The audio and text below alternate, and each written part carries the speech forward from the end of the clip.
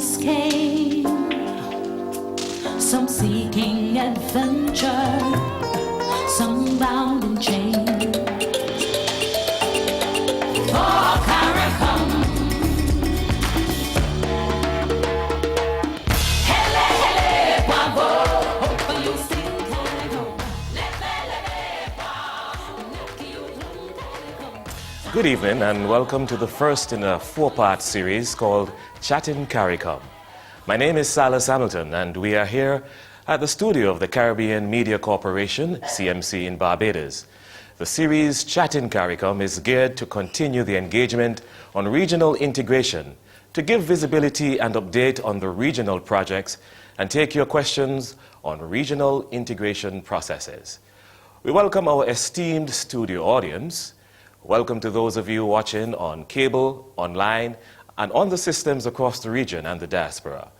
My panel this evening is the CARICOM Secretary General, Ambassador Erwin LaRocque, along with the Advisor Single Market and Sectoral Programs at the CARICOM Secretariat, Ms. Desiree Field-Ridley. Good evening, panel. We say thanks to the European Union for its assistance in facilitating this TV series, and as you will hear, we also acknowledge the further assistance made by this international development partner to the region. Stick around for the next 60 minutes as we begin Chatting CARICOM.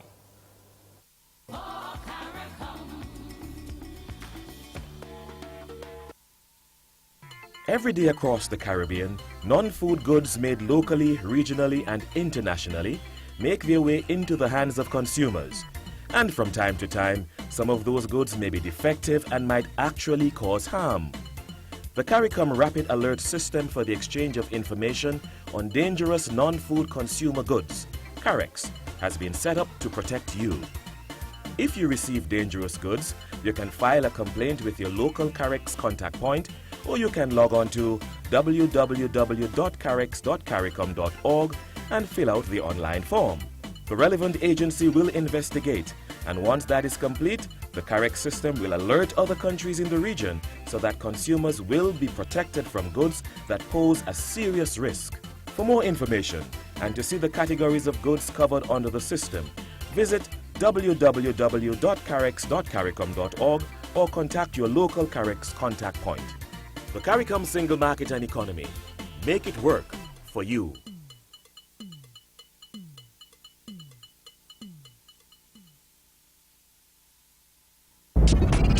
Having a sporting event, advertising your company, a new product or service. They provide superior customer service and give back to the community through their sporting teams. They are none other than Impact Screen Printers. Nobody does it better. Check out their bandanas, t-shirts, branded company shirts, embroidery, sports gear, gift bags, caps, promotional items. Impact, located on Sinclair Road, Haggett, Halson, Michael. Impact Screen Printers, the new vision in textile printing. Give us a call today at 435-029. From many distant lands, our forefathers came.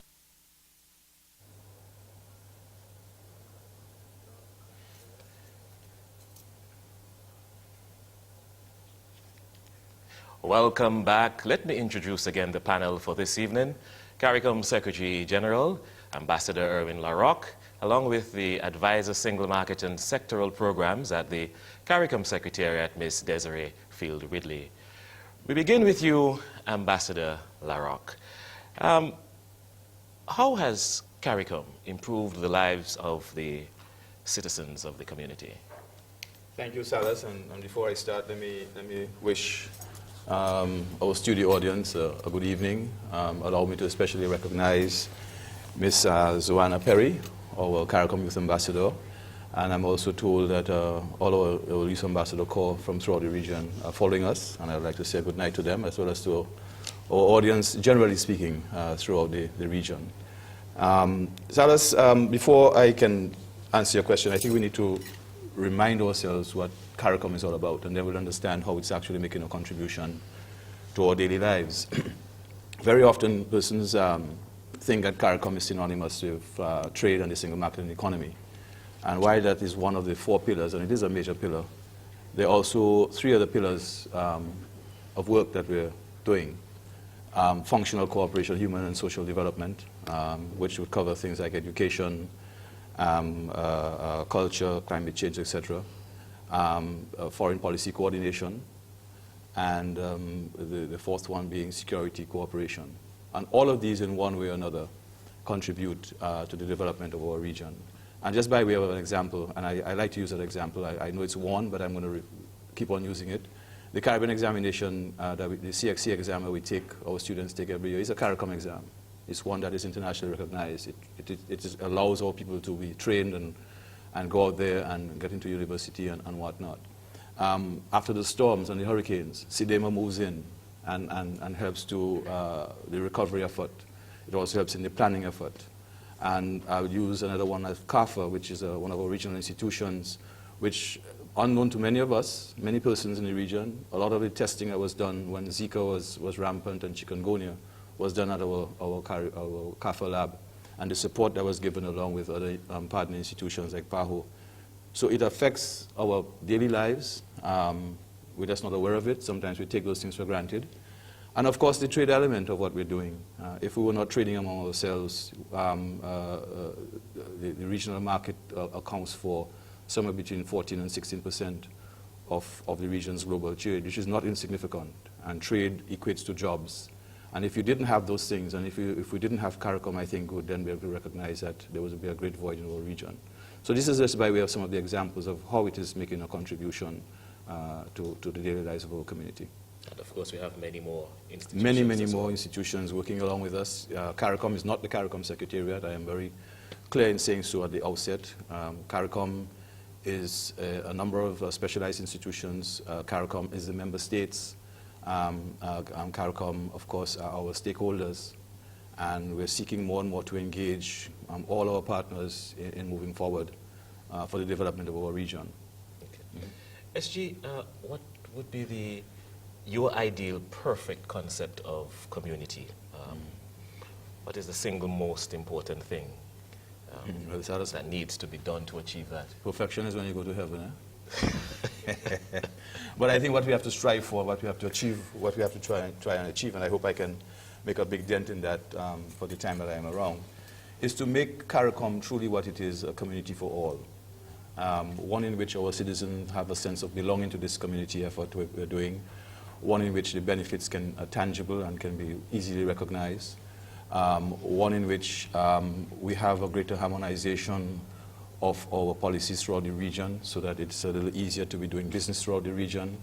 It's easier for us to move throughout our region with little hassle, recognizing, of course, that there are certain conditionalities about that. One in which all of the member states of the Caribbean community ascribe to the appellate jurisdiction and the original jurisdiction of the CCJ, which will complete our circle of independence and Caribbeanness, our true independence. One in which a telephone call from Bridgetown to Kingston is the same rate as a telephone call from Bridgetown to Speightstown under a single economic space. One in which ICT is ubiquitous throughout our region and plays a significant part in our daily lives, in which we coordinate that.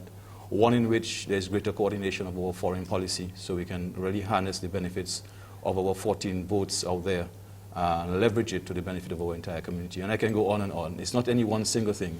You need all of these pieces of the jigsaw, because CARICOM is not about one thing. It's about building a community, and a community is not about one thing. It's about building people, building development going forward. For some time now, we have been looking at the reform process. How will you say the reform process benefits the people of the community? Well, I think after what, 43 years, a good time, or 40 years is a good time to take a pause and see how well we're doing. I think we must always look at ourselves. There's nothing wrong in doing this from time to time, to try to find better ways of doing what we're doing, to be more efficient in what we're doing. And I've started that process. I've built my term in office, my first term, and my second term on reforming, first and foremost, the Secretariat, but secondly, in terms of working more collaboratively with our institutions of the community, as well as with the member states. And I'm hoping that when I will have delivered a reformed community, that will see greater efficiencies taking place, more consultative mechanisms taking place with our stakeholders out there, and that we are getting more bang for the buck in terms of what we're doing, and that we're on the cutting edge of all what we do. It's not an easy job. Reform in any aspect of your life, changing when you're used to doing things a certain way, it can be difficult and daunting, but extremely necessary, and I'm convinced it's going to redound to the benefit of not just the integration arrangement in terms of its architecture, but to the very benefit of all peoples of the region. I just want to make sure I heard you clearly. You're saying the community, not just the Secretariat. Not just the Secretariat. Of course, we've started, first and foremost, we had started with the Secretariat, but it's the community. The first ever strategic plan of the community, Caribbean-wide strategic plan, was only done, completed about 2 years ago. We've never had one before. One in which we recognize, we prioritize what we want to do in the next 5 years. One in which we identify the partners in this effort and making it very, very clear it's a three-way partnership, as I said before, between the Secretariat as the lead institution, but the member states having their part to play, because implementation is largely at the member states level, and of course the institutions, and looking at that governance arrangement. So it's a three-way partnership. If we don't have that three-way partnership going forward, it will not be as successful as we want it to be. But it's not about the Secretariat alone, it's about our institutional or governance arrangements. Okay. Hopefully, I think we will get more efficient decision-making, decision-taking, and make a distinction between the two. And also, hopefully, we can also, at the national level, see a ramping up of some of the, if we plan our decisions better in terms of taking them and the impacts and the effects we have, I'm firmly of the belief that we'll have greater impact in terms of implementation. Okay. Ms. Philbidley, to you now, where are we with the CARICOM single market and the economy, if you had to give a little status update, if you can, quickly? This is difficult. Good evening, everybody. You will recognize that the CSME is a set of arrangements that are intended to position the region, to put us in a stronger position, to support our growth and development, and therefore how we judge it is how we achieve that kind of objective. It is a set of arrangements that include market arrangements, it includes economy arrangements, and of course it includes the private sector.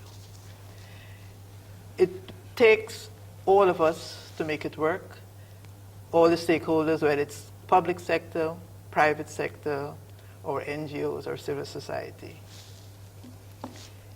We have come a very long way since it started, despite what others might think. We have put together the framework for the single market. There are hiccups, of course, but we have the free movement of goods, skills, rights of establishment, services, and capital, perhaps to some lesser extent because of what is happening in our economies right now. But we see the CSME arrangement as a combination of market arrangements, of economy arrangements, of sector arrangements. In the final analysis, the CSME is as good as we are able to produce competitively, not only for our own markets, but for external markets. We cannot survive on just CARICOM markets. Therefore, even while we have arrangements in for free movement, we also have to have arrangements in to give necessary support, necessary environment, the ease of doing business. Our businesses have to be able to be competitive, and to do that, there are a number of arrangements which are still not complete.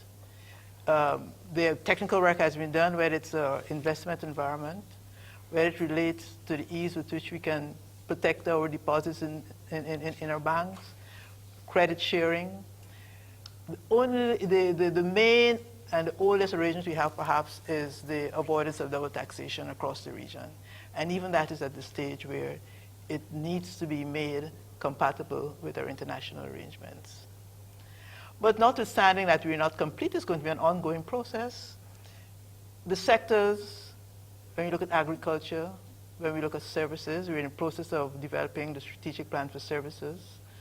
We've been using the 10 TDF resources to support our agriculture in terms of ensuring that the the hindrances to agriculture that we have identified are in fact addressed and alleviated. We have, in fact, the Secretary General spoke to areas of ICT. We have mentioned energy. These cross-cutting areas, which all come together to make a regional economy as effective as possible. Just as imagine, if you were one country, it is it not would be often there. I have the opportunity to cut Cut you. you, yes. So I'll take advantage of it and say that we now have to take a commercial break, and then we'll continue the discussion on Chat and CARICOM. In this whole scheme of CSME, how do we as a small island, Antigua and Barbuda, how do we factor into that bigger picture? We have persons who have thousands of residents in their country. We are just 80-something thousand persons living here. How do we factor into that big picture? What is in it for us as a small island?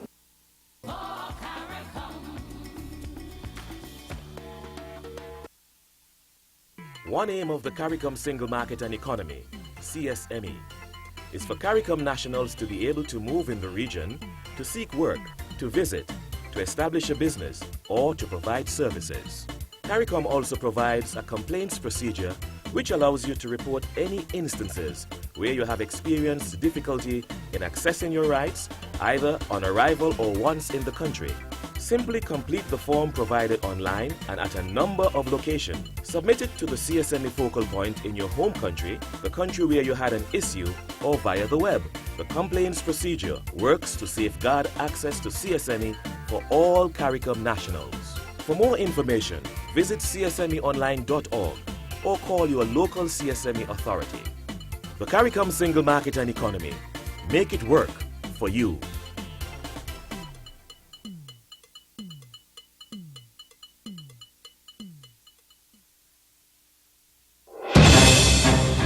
From March 27 to May 15, the West Indies will host Pakistan, with 4 T20s, 1 being played at the Kensington Oval in Barbados and the remaining 3 at Queen's Park Oval in Port of Spain. 3 ODIs in Guyana, and 3 test matches in Jamaica, Barbados, with the final in Dominica. Join the Caribbean Media Corporation in championing West Indies cricket as they take on Pakistan in the Caribbean. Secure your space. Advertise with us. Get discounted rates. Call 1246-467-1044 or 1246-253-3889 or email us at moretta.skeet@cmccaribbean.com. The Caribbean Media Corporation, bringing the region together for cricket.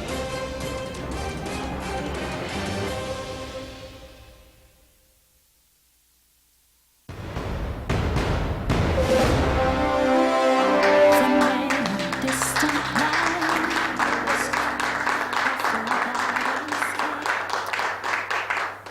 Welcome back to Chat in CARICOM, and just before the break I had cut to you, Ms. Philbidley.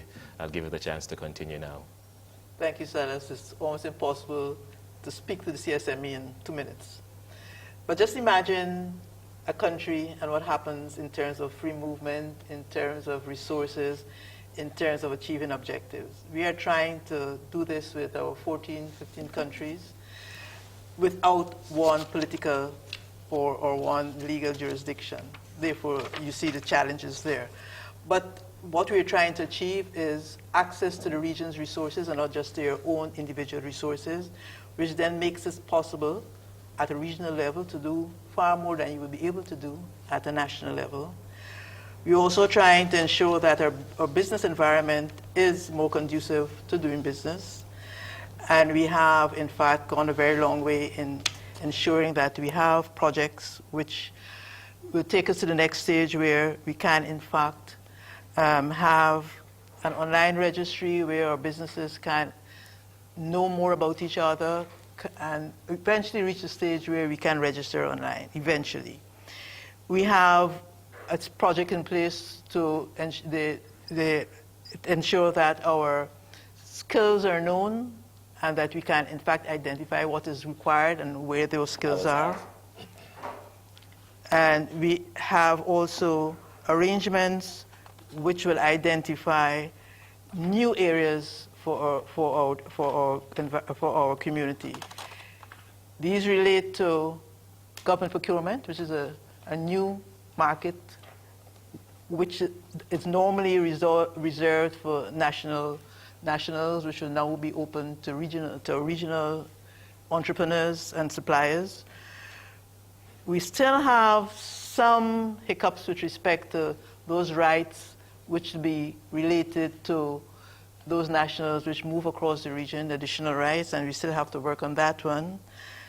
We also are working in the area of e-commerce, which is a new area.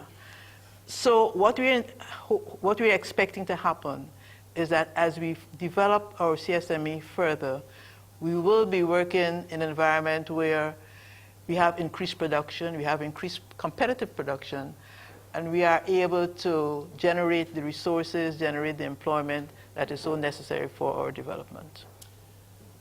Thanks. I know you tried to put it all in a nutshell, a big nutshell. We had a question from Antigua, but before we come to it, I wanted to get back to you, Advisor. How has the European Union contributed to this integration process, especially recently? The recent projects, I would say, have been able to make the arrangements work much more smoothly. We've had support, for example, in terms of ensuring that our administrative arrangements, our legislation, which is a big part of the whole construct of the CSME, to make sure that the legislation is in place at the level of member states. As you're aware, capacity plays a very large role in how quickly we can get things done, or how efficiently we can get things done. And the support which the EDF funds is given would put us in a better position to make our CSME arrangements more effective. We have been able to train CARICOM nationals. We've been able to install equipment in our various member states. We've been able to increase the capacity in our various member states. I think that support has gone a very long way in ensuring that we can have a more efficiently and effectively functioning CSME. I think, Salas, if I might add, the European Union has been a steadfast partner with us over many, many years, and not just in the area of the single market and economy, but in a wide scope of areas. They're currently providing assistance in the area of health through CAFA. They are providing and continue to provide assistance in security coordination through impacts and other institutions. I remember when we were setting up the CCJ, which is an institution of the community and an institution that is essential for the proper operation of our single market and economy. They were quite instrumental in providing some assistance there. So the European Union has been a very steadfast partner. Of course, we've had many other partners, but I think tonight we have to recognize the support that we continue to get from them in all that we do. In speaking about the CSME, Ms. Field-Whitley, there is the single market and the single economy, and they are blurred. What would you say are the clear differences? You know, when we started trying to implement the CSME, we made a decision that you will have a single market because we thought that would be the easier part to implement, and then move to single economy. There is not really a sharp division between market and economy. When you describe the CSME, it is really a set of arrangements which comprises the traditional market, which is a market for goods, a market for services, a market for skills, whatever it is. But integral to that functioning would be all the macroeconomic environment in which this happens. In other words, if I don't put in place the investment environment, if I don't put in place the competitive environment, if I don't put in place the environment for production, then I will not be able to see the benefits from the CSME. And in the final analysis, those arrangements are there to be used. And I think that is where we are at now, the using of those arrangements, whether it's by the public service sector in their policy development, whether it's by the average individual in terms of how they move across the region, how they get the benefits from the arrangements in the region, and probably most importantly, the private sector, how they use those arrangements to their benefit. I would even use the word exploit, because they are there for that purpose, to be used.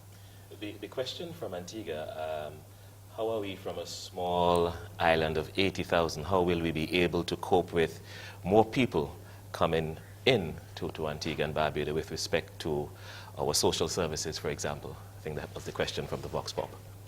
Well, those people who come into Antigua provide a service, pay taxes, contribute to the economy, and therefore, to a very large extent, they are doing what the traditional Antiguan nationals do in the economy. And therefore, provision has to be made, as you make for your nationals, for those who are coming in and contributing to what you do. As you recognize that it's going to take a while for you to be able to do that, but I think you have to cater for that in terms of, when you think of teachers and nurses, the contribution they've made to the economies, which would not have happened if you didn't have them. There's a corollary to that where it says, if I'm a teacher and a nurse, I have to have access to education for my children, I have to have access to the health services, etc., and I pay my taxes. Yeah, we are soon going to go to another commercial break, but SG, I wish at least we could start discussing. You had spoken earlier in terms of some of the critical regional institutions, organizations, which are working alongside the Secretariat. What is the existing structure of engagement with them? Charles, before I get to that, I hope you don't mind. I've heard it said, you asked about the distinction between the single market and the single economy, and I've heard it said in certain quarters that we've put the single economy on pause. And I think from the response that you heard from Desiree, obviously, this is the furthest thing from the truth. Work on the CSME is ongoing, and we're making strides. One of the pieces of work that we're doing, it relates to capital market regulations, and we know where we've come from post 2009 when we had the financial collapse and the need for us to regulate cross-border trade in financial services and so on, and work is going on in those areas, along with some of our other arrangements with the Committee of Central Bank Governors. And you've asked now, what is the arrangements to work with them? And we do have a number of regional institutions that are specialized. And what we've done very recently, more recently, is to have a coordination effort with them. And we've been meeting with the heads of institutions from time to time. And we're using now the strategic plan as the corner piece of our discussions in terms of how we go about implementing the various aspects of it, the operational plan. How do we operationalize the strategic plan? How do we coordinate? Who's doing what?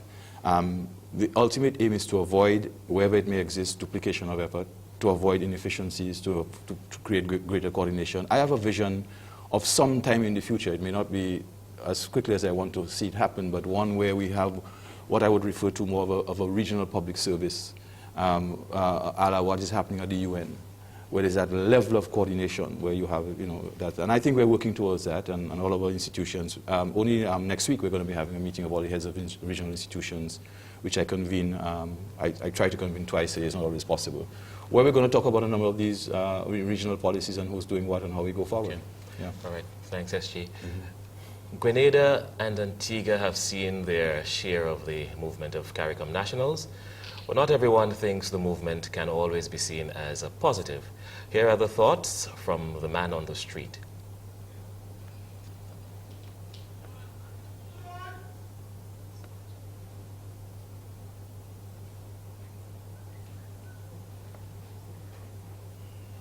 The negative I see coming from it, though, is that especially where the job is concerned, leaving any one of the islands, not just Grenada, it could be Trinidad, St. Vincent, St. Lucia, wherever, and coming to or going to the next country, it means that the families will be disrupted. We're not at the level where one could just leave, say, Grenada and go to St. Vincent and work freely, because you still require a work permit.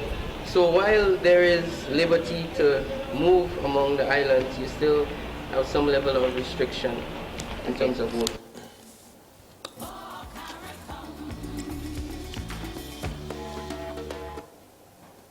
With the CARICOM Single Market and Economy, CSME, opportunities to relocate for work as a CARICOM skilled national have been expanded to include 10 categories of persons.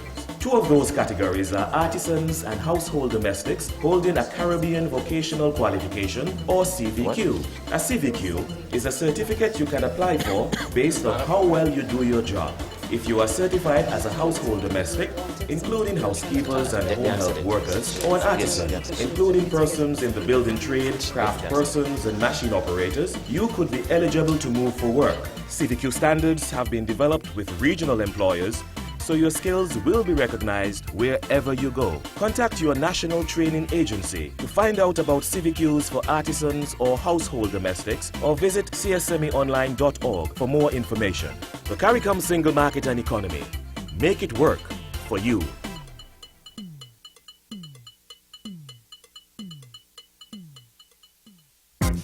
Grow your business or promote your event through the services offered by the Caribbean Media Corporation and CaribVision.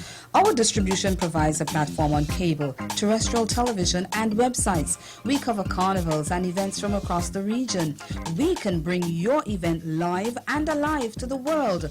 For music makers, program producers, businesses, we can expand your reach to in excess of 2 million households daily. Our other services include news updates to enhance your media products, studio space for program and development. We can facilitate the launch of new products and services and training. Contact us and we will help you unleash your creative ability, develop products and services, and provide the medium to watch them grow. Contact Loretta Skeet at cmccaribbean.com or call her 1-246-467-1044 or 1-246-253-3889. Call and book your carnival or event today. From many distant lands, our forefathers came. Welcome back. We are chatting CARICOM, and we now give you, the members of the studio and the virtual audiences, the opportunity to pose your questions and make your comments. The telephone line is now open, and the toll-free number, which I think will be called across the screen, is 1-855-213-7500. Those of you following on the CARICOM live stream website or CaribVision Facebook or CMC Facebook pages, you can post your questions there and we'll respond to them on air. For our studio audience, please use the microphone to make your contributions. We may wish to take up the 1 or 2 points that were made in the Vox Pop, and I think it comes back to some of the fears that individuals have in terms of the movement of people in Grenada and Antigua. Those fears have been identified from the time we started to even think about free movement.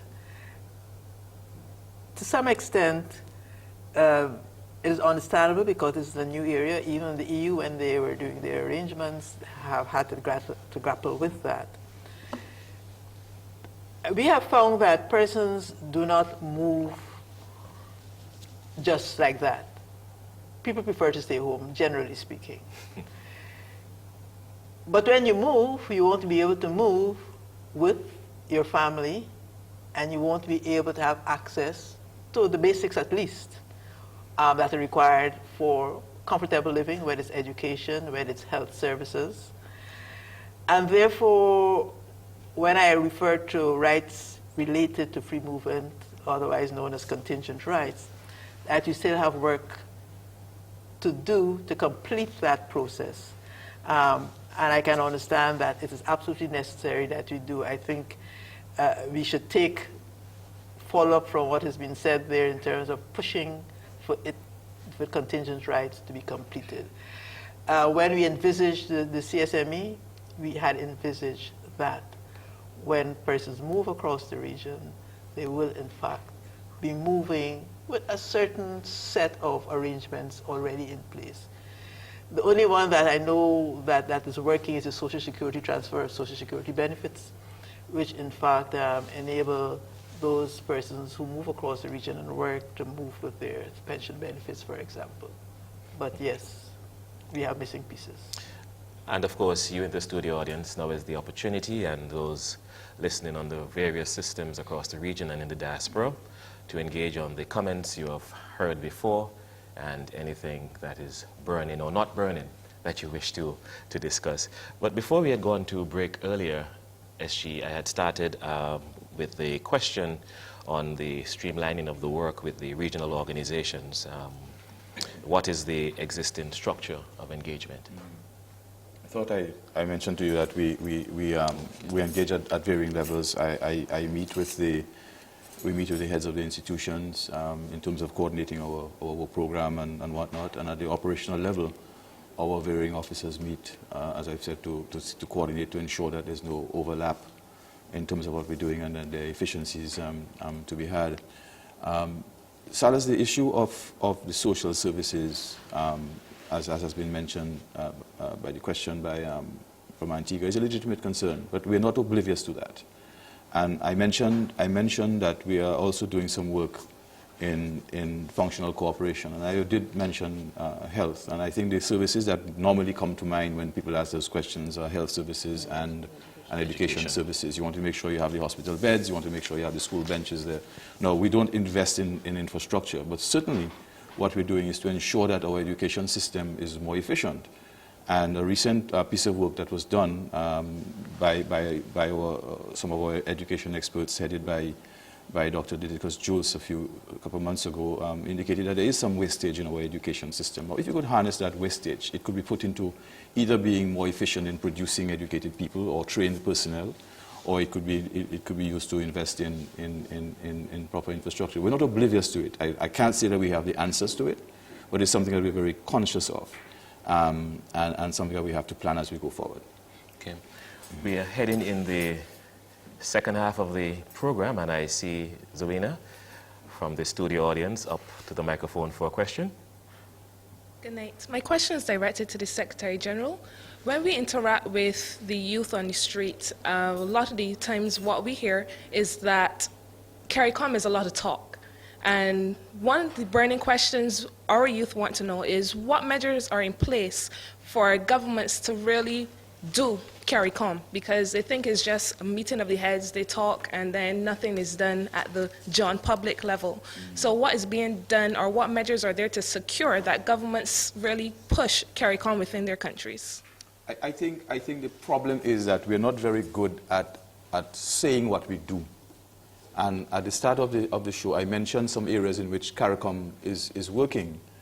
Only, by the way, I have to again recognize Zoena as one of the CARICOM youth ambassadors, and Zoena was part of a group of youth only last week that took part in a session on HIV and AIDS. Now, we are doing work in our community on HIV and AIDS, whereby in a number of our member states, we are close to being a region of zero mother-to-child transmission, and the incidence of AIDS is actually going down. This is CARICOM at work, you know. We don't brand it as CARICOM. We call that project PANCAP. But where is that project located? Who's the brainchild of that? The Caribbean community. The heads of government set it up. And it is doing excellent work. It has brought the cost of antiviral medications down in our region. And I mentioned again what we do when we have a storm and we mobilize, and you see persons from Jamaica or Barbados assisting with people in recovery efforts and so on. That's CARICOM at work. The person may not have a CARICOM badge on them or what, but that's CARICOM at work, the coordination of getting this assistance to the people on the street. But I'm the first to admit we need to reach out more, we need to be able to tell our people what we're doing more, so that they can be on board and feel they're part of it. We're working in the schools on youth and gang violence. We know that that's a problem in our community. We know it's a problem, our youth, what's going on with gangs and gang violence and the senseless murders that are taking place. We are working on some of those things, of course, with the help of our partners in doing that. That's CARICOM at work. We probably need to fly the flag a little more, Salas, and I think that's what we're trying to do here, and we need to keep doing it. And we have to use the social media and find the means of getting the word out. But all of that is on the ground. All of that is on the ground, seeking to assist people going forward. But in addition to that, it is not only the community as the traditional institutions, but also you and the various CARICOM nationals who also have to say what is happening and what their experience has been, because people are using the arrangements, even though you only hear about the negative parts of it.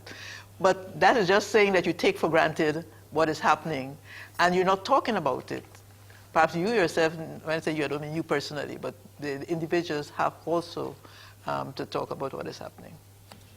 We say hello to viewers in Trinidad and Tobago, Florida, Suriname, Guyana, Grenada, who are letting us know that they are watching and listening online and on the traditional media and the systems across the diaspora. From Facebook, I see King Pottinger. He has asked, what kind of documents would a person need to do business in CARICOM?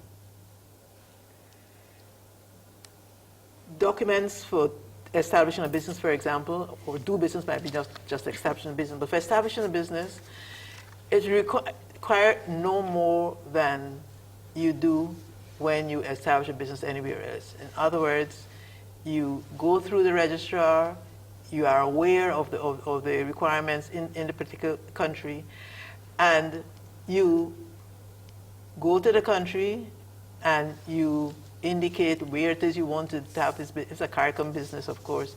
Then you indicate who you are, if you have shares, a public company, shareholders, whatever, the law requires. And we have in each country a focal point who will assist to the extent that it's possible to assist.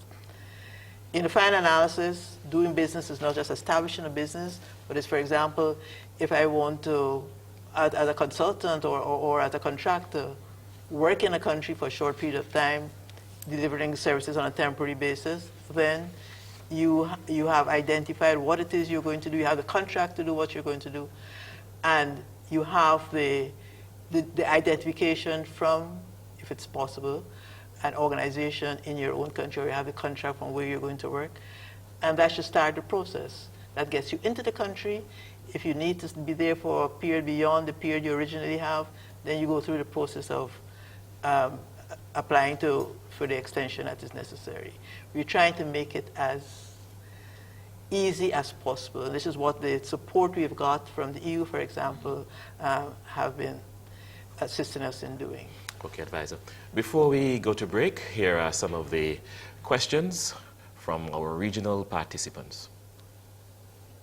How can we hope to benefit 100-fold from CSM? My one question would be, why is the process taking so long?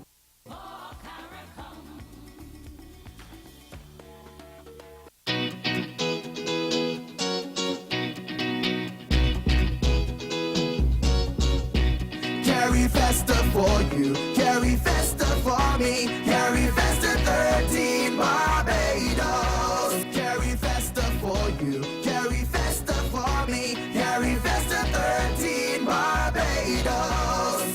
Over the years, since the 70s, they've come together in the Caribbean. Talented artists inspire creativity. Every territory exploded culturally. Carry Festa for you, carry Festa for me, carry Festa 13 for everybody. Mutual heritage, regional unity. Carry Festa 13 Barbados. From March 27 to May 15, the West Indies will host Pakistan with 4 T20s, 1 being played at the Kensington Oval in Barbados and the remaining 3 at Queen's Park Oval in Port of Spain. 3 ODIs in Guyana, and 3 test matches in Jamaica, Barbados with the final in Dominica. Join the Caribbean Media Corporation in championing West Indies cricket as they take on Pakistan in the Caribbean. Secure your space. Advertise with us. Get discounted rates. Call 1-246-467-1044 or 1-246-253-3889 or email us at moretta.speed@cmccaribbean.com. The Caribbean Media Corporation, bringing the region together for cricket.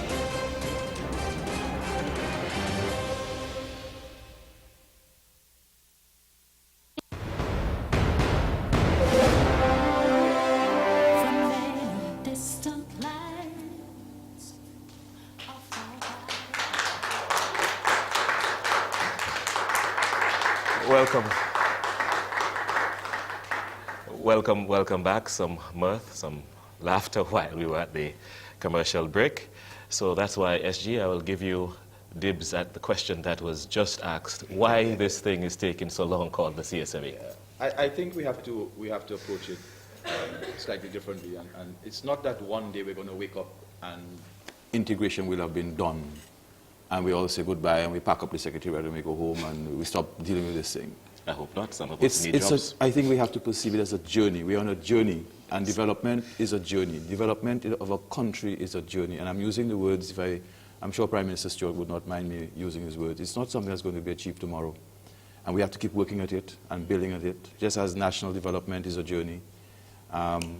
So we have to keep working. You know, I will admit that I wish we could go a little faster. But even if you were to increase the pace, there's going to be a lot more to get done. And I think, again, we're not good at perhaps promoting what we've done. When we reported very recently on the strides we've made on the CSME, I think it was just a couple of months ago, Desiree, persons who saw the documentation and who saw what we've done were quite surprised at the amount of work that is going on. But I do take the point of the caller that if we could move a little faster, it would be good, but I think we're moving apace nonetheless. And as I said, we're moving in the right direction. I think maybe some snippets. The first call, the first Vox Pop was about how can we benefit 100-fold. I guess it's repeating some of the things we had said previously. You know, even though the view out there is that we are going more slowly than we should be going, to some extent that is correct, even though we're making progress. And I think there is room at the various levels to take action, to ensure that we put in place what we've agreed to put in place.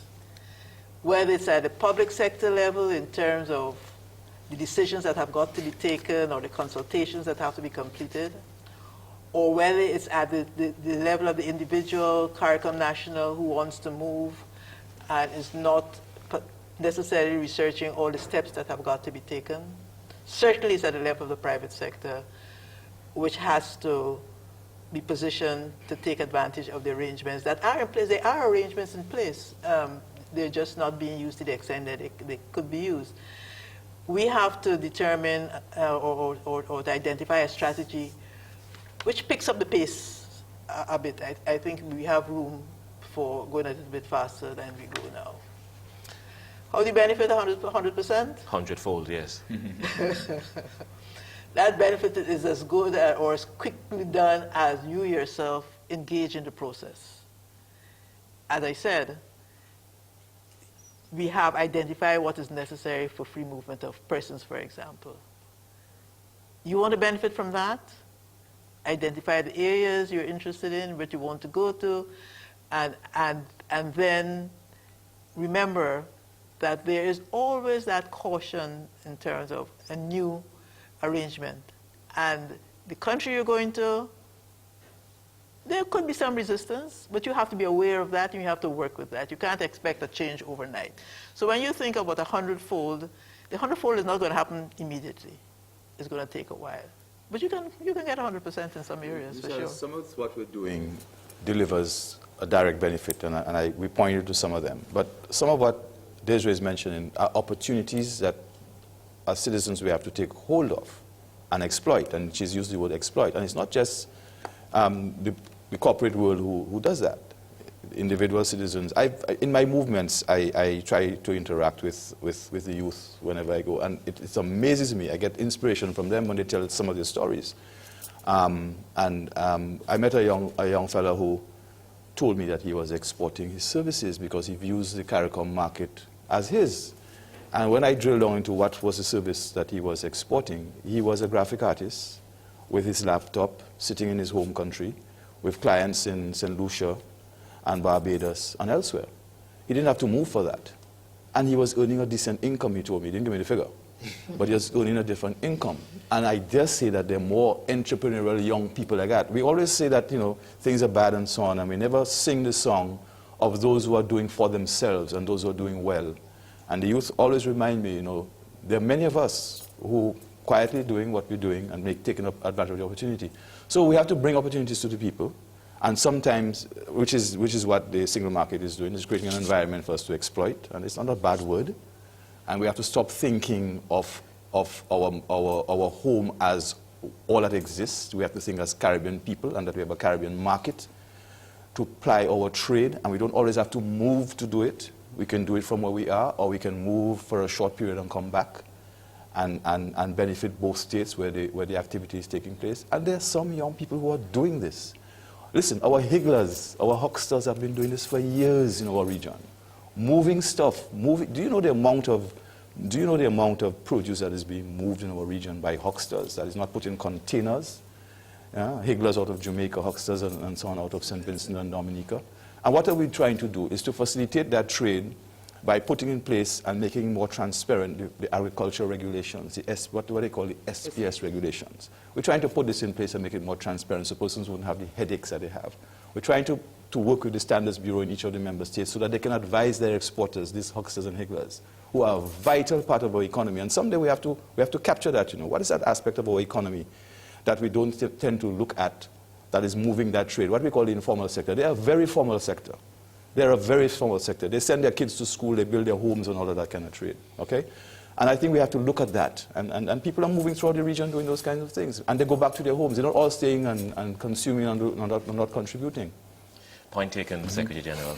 Reminding the viewers, the number to call is on the screen, and from past experience, many, many years of experience, when people don't call, it doesn't mean they're not watching. They are listening and all of that. We go back to the studio audience as we have a question from the audience. Hi, good night. I think the Secretary General sort of answered my question in his input just now. But I'm coming from the private sector perspective, where the DNA is really designed to navigate and maneuver around roadblocks. In my experience, the mechanisms and the projects and the very good work that CARICOM is doing, it's really playing catch-up to the innovative private sector companies and businesses who have been exporting their services for a long time, who have been moving, who have been, in the example you gave, sitting at home in Barbados and using e-commerce tools and platforms to play the trade globally, right? So my question is, are you concerned about that the pace at which we can have discussions among member states and come to agreements and filter down to implementation, that pace is really not congruent with the pace of today's business world? And you mentioned the private sector being a critical component. Do you have a strategy around getting that entity, those private sector entities involved with the pace that they're accustomed to? Thanks ever so much for that question from the audience. And as always with these programs, you have some crunch time at the end of it, so I hope we can answer as quickly, as succinctly as possible. You want me to take a stab at this one? Well, we learn from the private sector as well, and I have been saying something in the Secretariat since I became Secretary General, and it's a challenge that I've thrown out to ourselves, is approaching the implementation of the CSME in a way that solves problems, in a way that contributes to the everyday governance issues that we have in terms of the economy and the private sector. And when I meet with the private sector and I ask them, what do they wish, what would they like to see us do better? And some of the responses are things perhaps we were not yet doing. There's has mentioned some of them that we're starting to do now. But we learn from those persons who encounter those roadblocks. We can't always anticipate them. And what I hear is greater ease of doing business in the region. And Desiree has mentioned that several times. A couple of years ago, that was not on our agenda. We were constructing a CSME. But now to look at how simple things like trade facilitation. Once private sector person told me, every day his container stays on the port, or every half day, it costs so much money. And that eats into his profit or her profit. How do we work with our customs services to ensure that we could get it out? I was talking to our security personnel recently about the need for us to secure our ports in a way that containers can be moved in and out without having to unstuff every item, but you can X-ray. And how do we get that kind of equipment? How do we facilitate that with our member states to get that kind of equipment? So there are a number of these things that we're starting to discuss and think about. Now, these things take a lot of money. Yeah? It's not going to happen overnight, but at least they're now on the agenda that they were not on before, in terms of doing this in a practical way that can help to solve the problems that we have to solve. And I think we have to have greater consultation with our stakeholders. Just this afternoon, again, I was discussing, we had a major consultation interaction with what we termed the private sector thing we had in Barbados, where we brought in the one we had, the heads of government in Antigua, brought a number of captains of industry, and we're planning to do one with labor. Because labor is a critical factor in all of this. And we keep engaging with our youth, we're engaging with small businesses, so we have to keep on doing this, and not just to tell them what we're doing, but to hear what the issues are and to see how we can work with them and their member states. And member states themselves are challenged in implementing all what they have to do. I mean, it's not that there's a body of money in the public purse to do all what needs to get done for development. And choices have to be made. Very important point, Secretary General, as we go to our final break.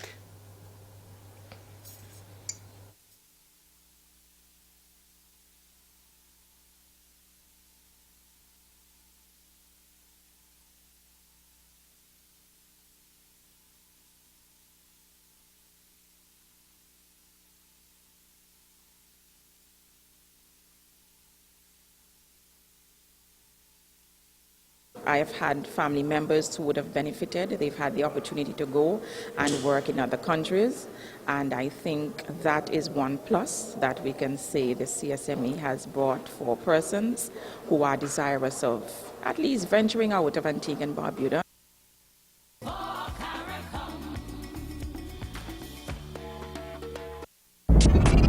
Having a sporting event, advertising your company, a new product or service. They provide superior customer service and give back to the community through their sporting teams. They are none other than Impact Screen Printers. Nobody does it better. Check out their bandanas, t-shirts, branded company shirts, embroidery, sports gear, gift bags, caps, promotional items. Impact, located on Sinclair Road, Haggett Hall, St. Michael. Impact Screen Printers, the new vision in textile printing. Give us a call today at 435-029. From many distant lands, our forefathers came.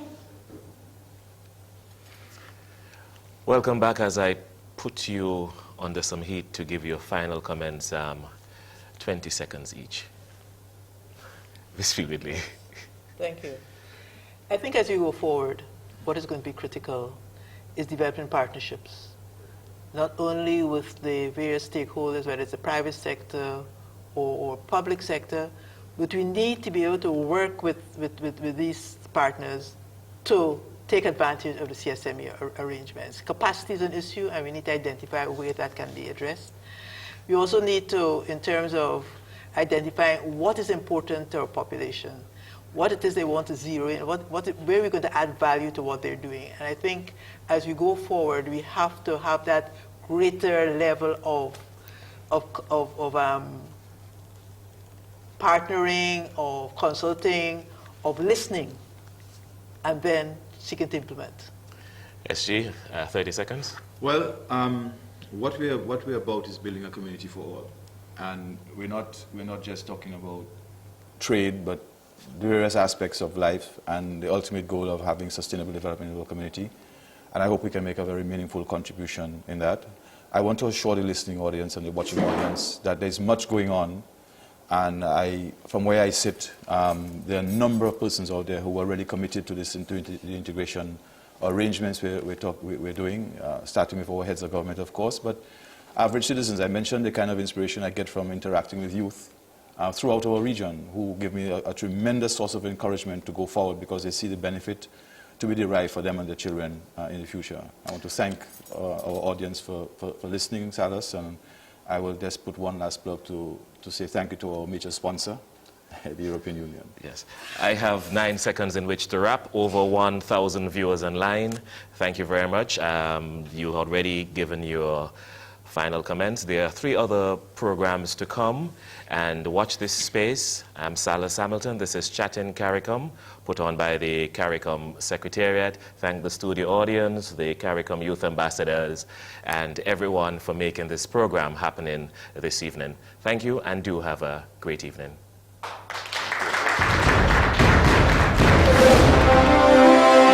From many distant lands, our forefathers came, some seeking adventure, some bound in chains.